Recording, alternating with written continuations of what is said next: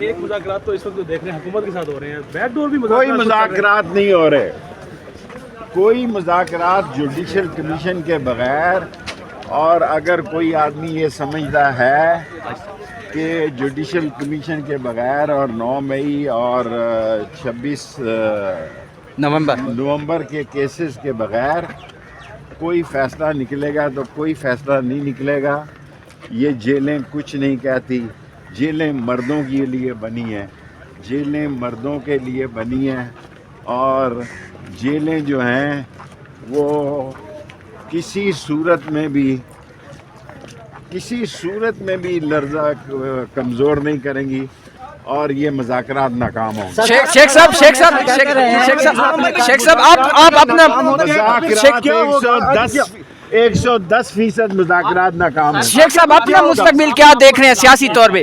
آصف منیر صاحب نے آپ کو سلام بھیجا. وعلیکم السلام. سر جی اپنا شیخ صاحب بھائی جان میں آپ کو کہہ چکا ہوں کہ یہ مذاکرات ناکام ہوں گے. آپ عمران خان کے ساتھ کھڑے ہیں. ناکام ہوں گے.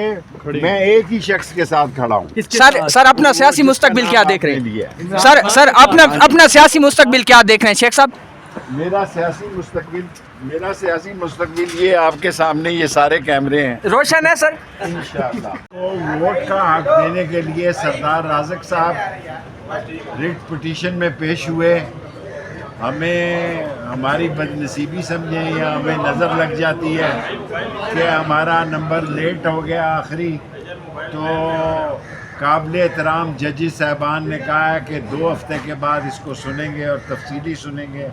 اور یہ بڑا اہم کیس ہے اور الیکشن سے پہلے اوورسیز پاکستانیز کے ووٹ کا حق کا فیصلہ ہوگا. سو ابھی ہمیں اڈیالے پہنچنا ہے، اس لیے ہم نے آپ سے اتنی استدعا کرنی ہے کہ 2 ہفتے کے بعد اب یہ کیس لگے گا تو آئیں گے. اور ایک کیس ہمارا اور ہے یہاں پہ، ہمیں فرد جرم عائد کے خلاف ہم نے اپیل کی ہوئی ہے، وہ کب لگتی ہے اس کا فیصلہ بھی ابھی کچھ نہیں معلوم. اللہ بہتر کرے گا انشاءاللہ. ہوتا وہی ہے جو اللہ کو منظور ہوتا ہے، باقی سب بات ہے. شیخ صاحب اس وقت یہ ہے کہ اڈیالہ جیل آپ جاتے رہے ہیں، 190 ملین پہ فیصلہ آیا سپریم اس کا. دیکھو 190 ملین پر میں جھوٹ بولنے والا آدمی نہیں ہوں. عمران خان کے صحت پہ 190 ملین کا کوئی اثر نہیں ہے. شیخ صاحب اس وقت یہ ہے کہ سپریم کورٹ میں ایک بینچ کے سامنے کیس لگا ہوتا ہے تو اس کو اٹھا کے دوسری بینچ میں لگا دیا جاتا ہے. یہ خوف کب ختم ہوگا حکومت کا؟ میں اساس مسئلوں پہ بات نہیں کرنا چاہتا. یہ کہ انہوں نے سیاسی سوال پوچھا ہے. 190 ملین کیس کا عمران خان کی صحت پہ کوئی اثر نہیں ہے، اس کو کوئی فکر نہیں ہے. اور وہ کہہ رہا ہے کہ فیصلے آسمانوں پہ ہوتے ہیں اور فیصلہ اس کے حق میں ہوگا. میں پہلے بھی کہہ چکا ہوں کہ جب تک یہ جوڈیشل کمیشن کو نہیں